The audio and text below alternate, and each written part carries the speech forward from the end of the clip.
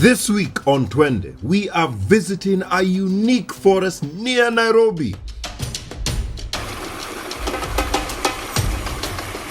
It has an interesting history that goes back before the colonial time. We will learn how development in Nairobi had a great impact on this forest. Kanatoa moto tu. Hiyo gari ya moshi haikuwa kutumia petroli. We will learn how its name came about and why this spring no longer flows like it used to. It has to do with a curse. Imesha funiko, hakuna maji. Sometimes you don't have to travel far to discover paradise.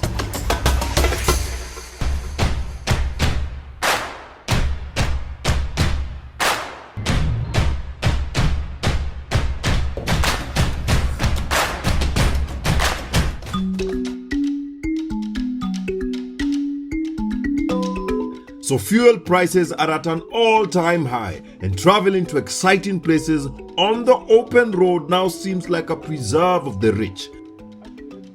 This is a story known too well for about 5 million Kenyans who live in the densely populated city of Nairobi. Most city residents would do anything to sit by the beach. For majority of Kenyans, 67% to be exact, they live in rural areas near those exciting places or somewhere nearby. It could be next to the ocean, lakes. There are those who cross big rivers daily. Wengine wanaishi kwa milima na mabonde, or those surrounded by water on the islands. They never have to travel to enjoy nature. Iko hapo tu.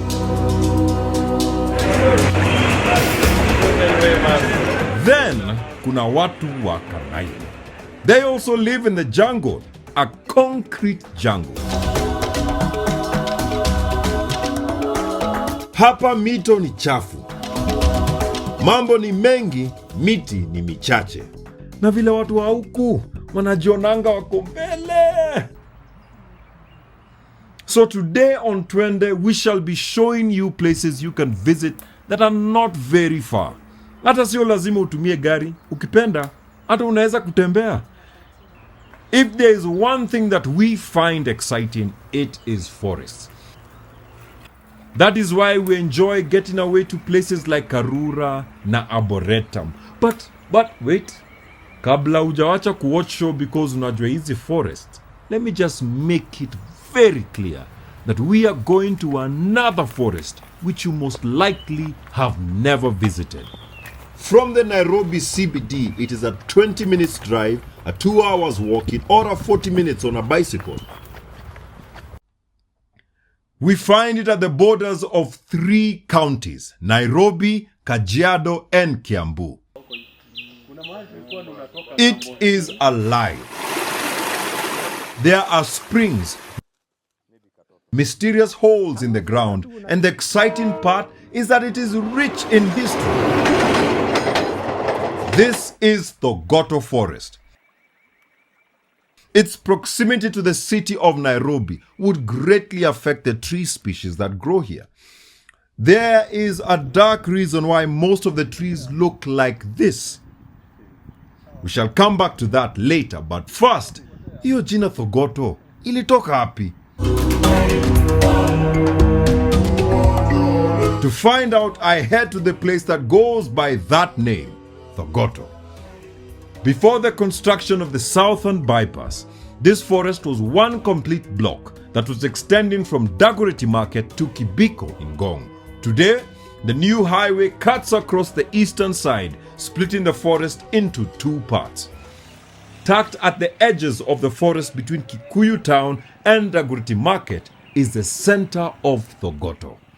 It is a place that has a university, a top eye and orthopedic hospital, and several schools, including Alliance.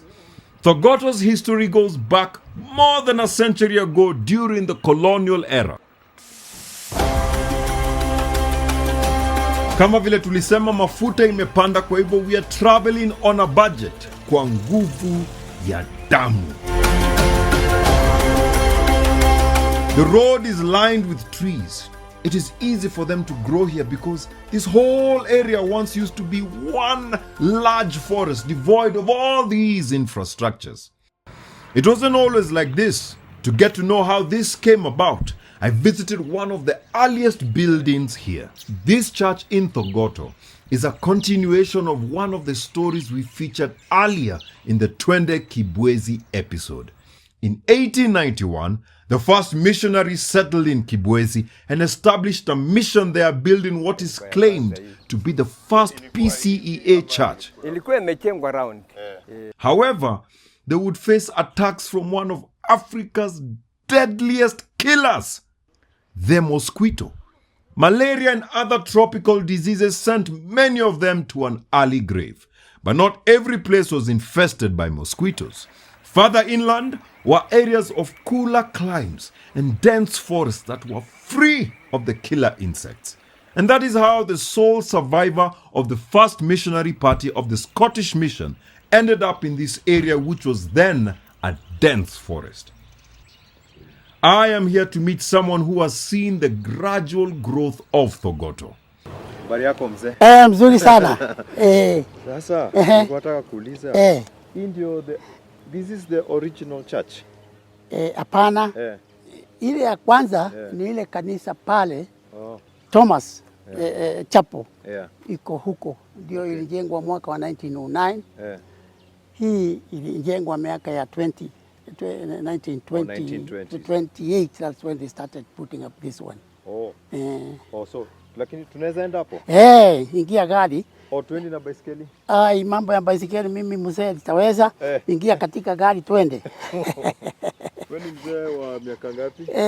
85. Kenneth Njoroge's family has lived here since Thogoto was established and has seen it grow.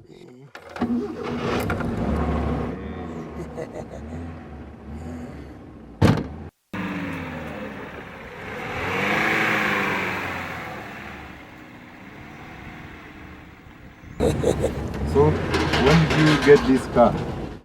In fact, this one was bought by my brother. He bought it in 1979. 79. Yes, and has been with it all the years. But about 4 years ago, he gave it to me, and then he got another one. So this is the church? This is the church that was put up and then got finished in 1909. It's called Thomas Wolfson Memorial Chapel. He was young, and yet he had offered to be a missionary. At 23, he wasn't even married. He married when he came here in the year 1900. And unfortunately, he did not live long. He stayed for 2 years, and then he died. So 1900, that's when he died? And he died from pneumonia. Yes. There were no mosquitoes here? I don't think it was, even if they were, not as bad as... as dangerous or as maybe not, no. They might have had no malaria. For some time, these missionaries and their converts were worshipping in the open, and there was a need for a permanent building that would shield them from the elements. This is it. This is now Watson Memorial Chapel. This is where our youth assemble for their services. This place was a forest. It was a forest. Full of trees. In fact, there used to be buffaloes here. So the missionaries thought of putting up a place like this, a structure like this, where... So walikata miti? Hapana, walikuja hapa. They might have cleared a few trees, but that one still remained. That is why it was put up, and it got finished in 1909. It was called Church of Scotland Kikuyu.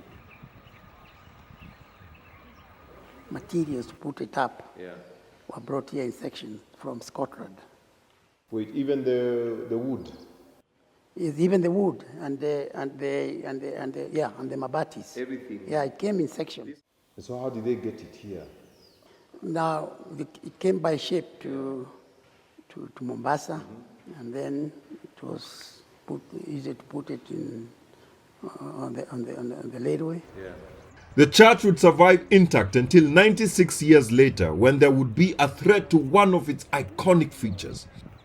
In 2004, there was a drive to remove the stained glass windows in all the PCA churches built in the pre-colonial era because of their association with Freemasonry. They tried to come here, but we protected it.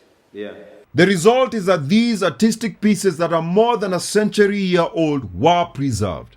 These depictions capture how the local people appeared to the artists, illustrating their way of dressing and ornamental decorations.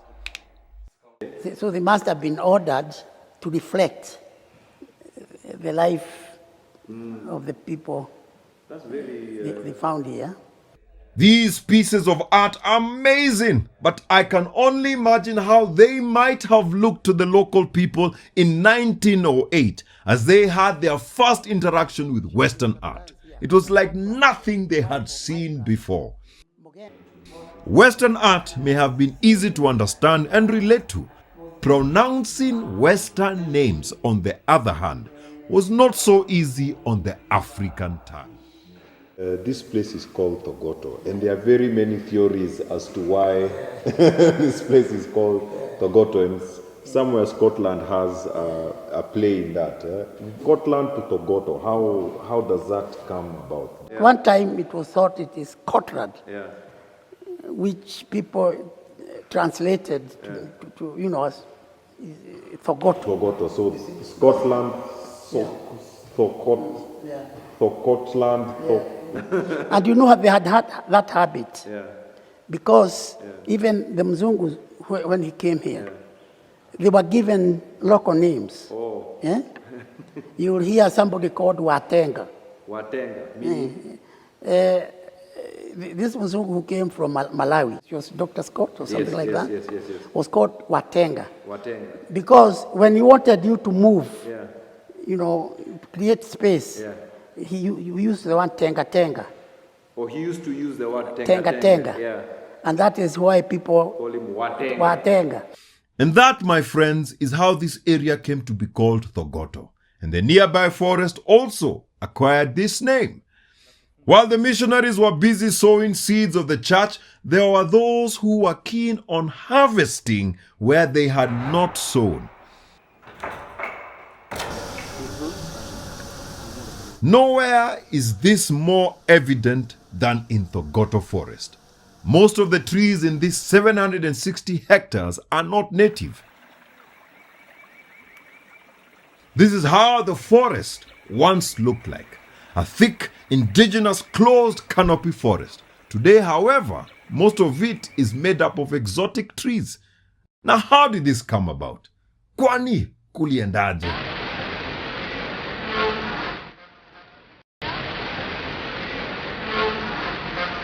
In the early colonial days, there were no major power station plants. The first one, Kindaruma, would be commissioned in 1968. Nairobi had replaced Machakos as the capital in 1907, and there was a great need for power to industrialize. And Kenya was still a mineral-scarce country, so there was no oil or coal. What would they use? There was something the colony of Kenya had in plenty: miti. Vast forests covered large tracts of land up to where the eye could see. From them flowed large rivers that provided an endless supply of water. The weather in this large hinterland was conducive and also was free of the dreaded enemy, killer mosquitoes. But the most important part of all was the indigenous forest that would cater for their industrial needs. Today, the train uses diesel, but kitambo, it used something else that had an effect on the environment.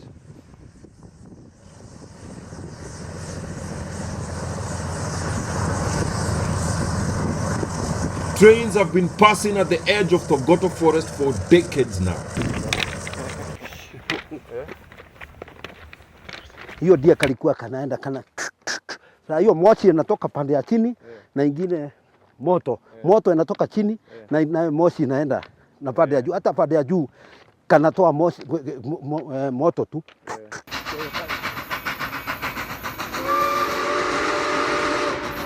Hiyo gari ya moshi haikuwa ikitumia petroli wala nini. Locomotive ilikuwa inatumia kuni. Hii reli ulipata hapa? Tumeona umekula chumvi Ulipata hapa ama ulikuwa hata kabla ifike? Kabla ifike ilikuwa miaka ngapi? Ulikuwa miaka 2. Nimezaliwa huko. Huko. Kwa hivyo kija hapa wakati niko kahe hivi. Wafanyikazi wale walikuwa kifanya kazi. Walikuwa na kijiji yao hapo nyuma hapo. Tulikuwa tunakwenda huko kukula ugali. Watu walikuwa watu kubwa. Tulikuwa tunawaogopa. Tunawaita Wanyang'ori. Kwa maana tulikuwa tunaambiwa Wanyang'ori wanakula watu. Sasa tunakatazwa kwenda huko. Sasa mlikuwa wafikiria wanawakula kwa sababu ni wakubwa hivyo? Majitu. Majitu. Na kwa nini walikuwa hapa? Waliletwa na wale na msungu. Ndiye ile wakati ilikuwa huko Kabete. Ikahamishwa huko ndio ilete Mwangasa pande karibu kwa Masai. Kwa vijana wa Kikuyu walikuwa wa vita. Hawa wametolewa huku na huku, wengine tunasikia ni Wangiriama, wengine ni nini, wanaletwa ndio walikuwa nakuja kukata hiyo msitu. Wanaletwa hiyo msitu ikakatwa, ilikuwa indigenous, ilikuwa ya Mungu. Ikakatwa.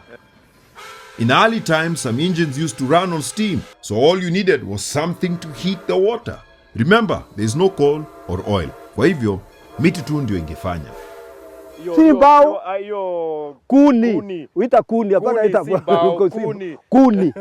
Mbao ni ile tunapasua na paso. Hawa walikuwa na paso yao ya kukata. Hii ni kuni. Ndio inatumiwa kuweka kiasi. Hiyo wasungu ya kuweka jikoni ya joto. Inakatakata wa mzungu ananunua hapo. Lakini hii ya kupeleka locomotive inakuja kipise sira kikuni. Kinawekwa pale. Kwa hiyo locomotive. Na pia kuni inapelekwa industrial area. Inapelekwa industrial area. Yule mtu amekula tenda anapeleka industrial area. Na yule anataka kuja kununua hapa Kalen, anakuja kununua hapo Kalen.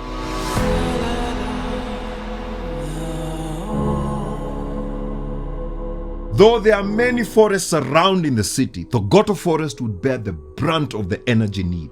It was close to Nairobi, easily accessible, and the railway passed next to it.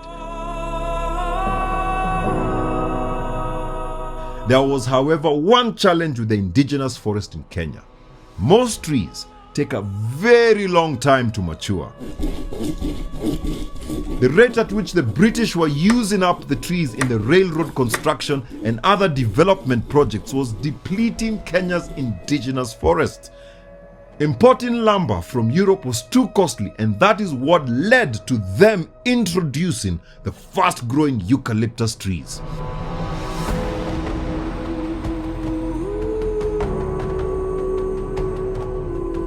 While indigenous trees can take more than 25 years to mature, the fast-growing exotic trees would take less than half the time.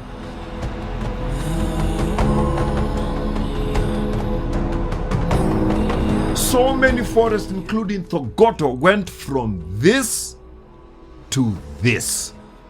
However, this was not a solution, but rather a problem. Sasa ndio ilikuja kukatwa hiyo miti, ile ilikuwa ya kienye, tulikuwa tuseme tule kidogo twa Kimasai. Sasa wakawa wanakuja kupanda, ilikuwa nasanganyana hiyo indigenous ya Mungu. Wanakuja sasa wanapanda hiyo blue gum. It is not gloom and doom, however, because there's still a big portion of the indigenous forest that has remained. It is full of life, and there's even wildlife. It is also easy to tell which side the animals prefer. On the edge of the forest near the Dagoretti interchange is a site that has a story that predates the colonial era. Hapa panaitwa vipi? Panaitwa Kihoko. Kihoko. Kihoko. Kwa nini inaitwa Kihoko? Kwa sababu miti yake iko mti imemea pale, inaitwa muhoko. Muhoko. This used to be the source of a major river that flowed from the spring here.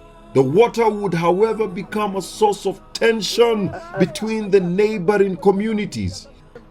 The communities reasoned that the only way to avert a potential conflict would be to stop the spring. They could have decided to cut down the indigenous trees and replace them with a destructive foreign species. But we are talking about civilized people here who respected nature. African problems needed African solutions. Ikaletwa busi ikasijwa na wasee wale walikuwa lika ya Nyarege na ingine naitwa Jege na ingine naitwa nini, wakakuja wakafunika hii, wakapiga hii maji, wakasija busi, wakachanganya mafi ya ng'ombe ya tumbo ya busi na damu, wakapiga imecast hiyo maji ikaenda kutoka wakati huo yakaisha kabisa. All the people who witnessed this ritual are long dead, but most of the older generation believe the story. Remember, this event is said to have taken place before the coming of the British. Unaona maji, tulikuja hapa juzi na tukiwa watu wa CFA. Sasa tukasema ebuni tuombe. Ilikuwa nakuja season. Wakati kumenyesha sana, ilikuwa nakuja. Unaona ni lazima ile ngozi ziwe zimeroweka. Wakati kuna kuja sasa season, kumenyesha sana, maji inatokea. Kukija kiangazi inaenda. Lakini sasa si unaona iko. Tulikuja pale tukaomba. Hata sisi tunaweza kuwa watu ya Mungu kama wale walikuwa mbeleni. Tunaomba, si unaona tunaiona iko. The massive destruction of indigenous forests and subsequent replacement by foreign species have also contributed to the decline.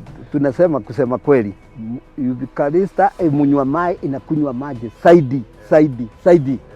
Na tena tuseme season ilienda, hata vua kananyesha kidogo sana na maji sana yanaongezeka sababu ya kunyesha. Vile naona kuko kidogo ndio tunakuja kuona tumito yetu, tunakuja tukua kidogo, kwa sababu hata watu walipata sana hiyo miti kwa kijiji na inakunywa hiyo maji. Kwa hivyo ni lazima maji iwe inapungua. One can only imagine how the original Kehoko spring must have looked like. You don't have to imagine, because there are still many springs that flow till today. One of them is a source of one of the longest rivers in Kenya.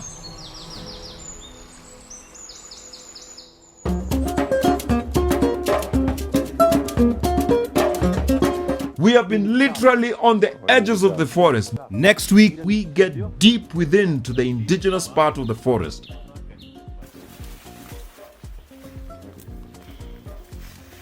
Athi River, ile hii mtuni inateremka mpaka Athi River.